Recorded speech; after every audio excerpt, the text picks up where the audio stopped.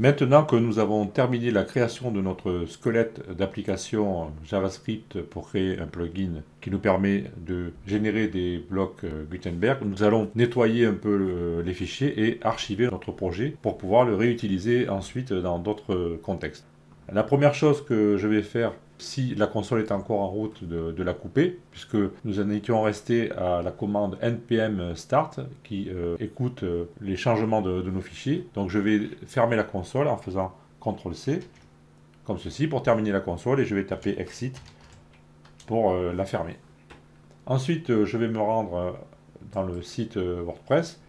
Là, j'avais un article ouvert en cours d'édition avec mon bloc à l'intérieur, donc je vais supprimer ce bloc, comme ceci.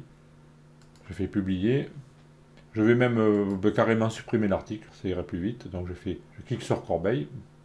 Ensuite, je vais me rendre dans extension et je vais désactiver l'extension que j'avais créée. Donc ici, elle s'appelait bloc modèle dans notre cas, donc je la désactive puisque je vais déplacer les fichiers ensuite. Donc maintenant, WordPress n'est plus au courant de l'existence de mon plugin. Je reviens ici au niveau de Visual Studio Code. Je vais supprimer les fichiers dans le dossier build autres que les fichiers CSS, puisque ces fichiers sont créés automatiquement lorsque nous lançons une production. Donc je supprime index.js. Je supprime index.js.map. Et je supprime index.deps.json. Je garde les deux fichiers CSS. Entre-temps, je les ai vidés, puisque rappelez-vous que nous avons effectué des tests avec quelques règles CSS. Donc j'efface le contenu de ces deux fichiers. Ensuite, je vais retourner au niveau des fichiers ici dans le dossier, mais j'aurais pu le faire à partir de Visual Code. Je vais supprimer le dossier Node Modules dans le dossier bloc modèle de mon plugin, ici. Rappelez-vous que ce dossier, nous pouvons le recréer par le simple fait de lancer la commande npm install, donc il n'est pas nécessaire de le garder, et même c'est pas recommandé du tout parce que ça fait un nombre important de fichiers qui sont stockés sur l'ordinateur pour rien. Donc je clique sur le dossier, je fais majuscule suppression pour le supprimer directement sans passer par la corbeille. Alors je vais mettre en pause la vidéo. Voilà, il a terminé la suppression du dossier. Maintenant, il ne me reste plus que le dossier build, src, le fichier blockmodel.php et les deux fichiers .json. Si je reviens ici dans Visual Studio Code, à partir de maintenant, mon projet est prêt à être archivé. Entre-temps, éventuellement, je vous conseille de noter dans un fichier texte ou sur un papier les termes qu'il va falloir changer lorsque vous allez créer un nouveau projet. Ça se situera au niveau du fichier du plugin. Il faudra changer le nom du plugin. Bien sûr, vous pourrez changer aussi le nom du dossier, le nom du fichier du plugin, en fonction du nom de votre plugin. Il vous faudra aussi changer le nom ici du bloc, lorsque vous l'enregistrerez. Donc ici, il vous faudra changer ce terme. Le nom des fichiers de script, soit index.js, ainsi que les styles CSS, il n'est pas nécessaire de les changer, puisqu'ils ont des noms génériques. Ensuite, au niveau du fichier index.js, donc notre point d'entrée, là vous adapterez en fonction de ce que vous voulez faire. Actuellement, je peux laisser ces dossiers firstBlock et le fichier index.js ici à l'intérieur.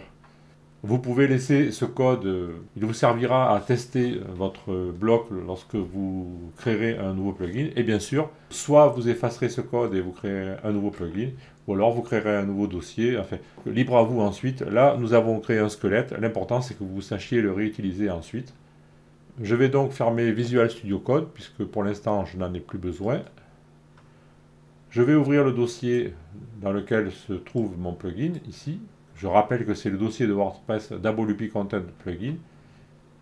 Je vais aller dans le dossier ici et mon plugin est ici, le dossier bloc modèle. Ensuite, je vais ouvrir un dossier quelconque sur mon ordinateur. Donc là, c'est à vous de voir à quel endroit vous voulez archiver votre modèle. Dans mon cas, j'ai créé un dossier qui s'appelle Work pour la vidéo ici et je vais le mettre à l'intérieur. Mais libre à vous de le stocker là où vous voulez. Je vais donc déplacer le dossier qui se trouve dans mon WordPress ici, dans ce dossier Work, comme ceci. et je vais l'effacer dans le dossier de WordPress. Comme ceci. Et je vais fermer cet explorateur. Donc à partir de maintenant, mon plugin n'existe plus dans WordPress. J'ai juste un dossier qui s'appelle bloc modèle et qui contient 6 fichiers. Et le jour où vous voulez créer un plugin, il suffit de changer le nom de ce dossier et le nom du fichier du plugin ici et tous les noms qu'on a vus à l'intérieur. Donc ça, c'est à vous de voir. Il suffit donc de changer ces noms et de copier ensuite ce nouveau dossier dans le dossier plugin de WordPress. Il vous suffira après d'activer le plugin et parallèlement il faudra lancer l'éditeur de code dans le dossier du plugin et vous exécuterez à travers le terminal la commande npm install et il vous créera le dossier non-module et tout ce qui est nécessaire à l'exécution des scripts. Et ensuite, vous pourrez développer votre plugin. Alors bien sûr, il ne faudra pas oublier de lancer la commande npm start pour avoir les changements enregistrés à chaque fois que vous modifiez un fichier JavaScript. Et ensuite, vous pourrez créer votre bloc Gutenberg. C'est ce que nous ferons dans une prochaine série de vidéos consacrée à Gutenberg. Nous arrivons au terme de ce premier tutoriel consacré à la création de blocs dans Gutenberg avec WordPress. Pour faire ceci, nous avons créé un environnement de développement avec du JavaScript moderne en utilisant un script intégré qui s'appelle @WordPress scripts. Ce script nous permet de créer l'environnement sans avoir à paramétrer manuellement le Webpack et tous les utilitaires qui vont avec, car c'est une opération très compliquée. Donc maintenant, nous pourrons nous consacrer exclusivement sur le code WordPress dans les prochains tutoriels. Alors bien sûr, ceci est une première étape.